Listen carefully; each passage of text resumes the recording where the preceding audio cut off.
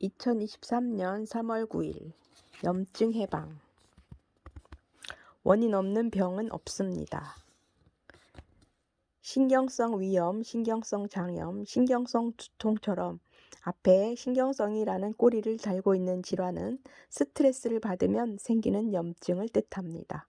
어딘가 모르게 아파서 병원에 가면 대부분 별다른 원인이 없습니다. 그냥 스트레스 받지 말고 식사 잘하세요 하는 진단뿐인 경우가 많으셨을 겁니다. 그리고 원인 치료가 아닌 즉각적인 증상만 다스리는 진통제나 소염제, 지사제 같은 대증 치료만 받았던 경험이 있으셨을 거예요. 이 경우 당장은 증상이 완화될 수 있지만 조만간 다시 재발할 수 있습니다. 원인이 제거되지 않았으니까요. 퇴사 후 국가고시를 준비 중이던 30대 후반의 남성 환자분이 병원을 찾아오셨습니다. 그는 시험 공부를 시작하면서 원인 모를 복통과 설사에 시달리게 되었는데 심한 날에는 하루에 설사를 5번 이상 한 적도 있다고 합니다. 버스를 타도 화장실에 가고 싶을까봐 항상 불안하고 모의고사를 보기 전에는 지사제를 미리 먹어야 할 정도였지요. 혹시나 하여 위나 장 내시경을 해보았는데 약간의 염증 소견만 보였을 뿐 큰 이상이 없고 병원에서 위장약, 장약을 처방받아 먹어도 큰 차도가 없는 상태라고 털어놓았습니다.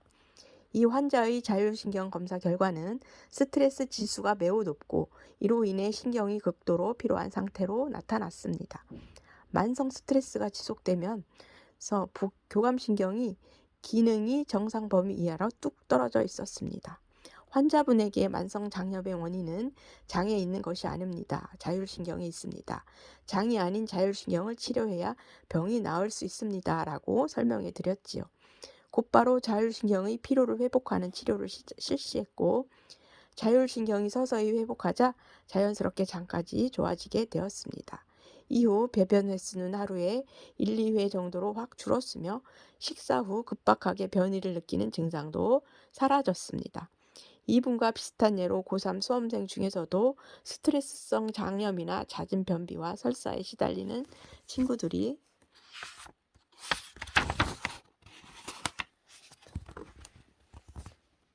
꽤 많습니다. 원인 없는 병은 없습니다. 나뭇잎이 시들었을 때 근본 원인이 어디에 있는지 찾으려면 나무 뿌리까지 살펴봐야 하는 것처럼 증상이 드러난 곳은 장이더라도 원인은 다른 곳에 깊이 자리하고 있을 수 있습니다. 누구든 스트레스가 지속되면 자율신경의 균형이 무너지고 보통은 자율신경이 지배하는 장기 중 뇌가 가장 약하게 타고난 장기에서 염증이 발생합니다. 장이 약하면 장염, 위가 약하면 위염, 방광이 약하면 방광염 증상으로 드러날 가능성이 높습니다. 눈앞의 증상만을 쫓기보다는 염증을 만성적으로 일으키는 원인을 치료해야 병이 낫습니다. 자율신경이 내 몸에 보내는 위험 신호. 이쯤 되면 건강과 염증 해방에 자율신경이 상당히 중요하다는 사실을 눈치채셨을 거라 생각합니다. 그렇다면 자율신경에 문제가 생겼을 때 빨리 알아차리고 대처하는 것이 중요할 텐데요. 다행스럽게도 자율신경 역시 다른 장기와 마찬가지로 균형이 깨지면 우리 몸에 SOS 신호를 보냅니다. 그 신호를 가장 예민하게 감지할 수 있는 부위가 바로 심장입니다. 이유 없이 가슴이 두근거리고 불안하고 심장이 빨리 뛰거나 가슴이 답답한 증상들이 대표적입니다. 병원에 가면 별다른 문제가 없다고 진단받는 경우가 대부분이고요. 하지만 분명 이상 증상을 느꼈으나 이는 내 몸 어딘가에 문제가 발생했다는 신호입니다. 이때는 교감신경과 부교감신경의 균형이 깨진 상태, 즉 자율신경 실조증을 의심해 볼 수 있습니다. 최근 코로나19 백신 접종 후나 감염 이후 자율신경의 균형이 깨져서 진료실을 찾는 분들이 적지 않습니다. 백신을 맞고 난 후부터 가슴이 답답하고 두근거려요. 코로나19에 걸린 이후로 갑자기 실신하는 증상이 생겼는데 원인을 모른다고 해요. 이런 증상들이 정확히 백신 접종이나 코로나19 감염 후부터 생겼다면 이로 인해 초래된 면역 반응이 자율신경에 영향을 끼쳤을 확률이 높습니다. 물론 모든 사람이 같은 상황에서 후유증이 생기는 것은 결코 아닙니다.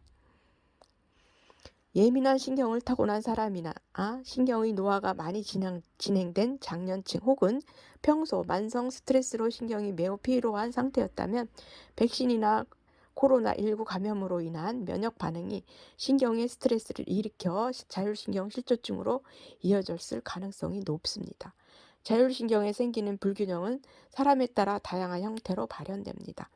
교감신경이 치솟는 상태가 지속되면 혈압이 오르고 목덜미가 뻣뻣해지고 심장이 빨리 뛰고 침이 바짝바짝 마르는 마치 화가 난 사람에게서나 보이는 신호들이 나타납니다.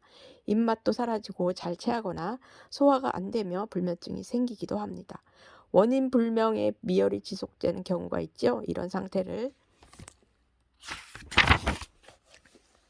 자율신경 실조증 중에서도 교감신경 항진이라고 하고, 이런 패턴이 자주 나타나는 사람의 유형을 교감신경 우세형이라고 합니다. 반대로 부교감신경이 치솟는 상태가 지속되면 심박수가 느려지고 기립성 저혈압이 잘 생깁니다. 또 실신 무기력이나 우울감, 잦은 체기나 복통, 설사, 월경통, 피부에 두드러기나 알레르기 등이 나타나기도 합니다. 특히 컨디션이 떨어졌을 때 이런 증상들을 자주 느끼실 겁니다.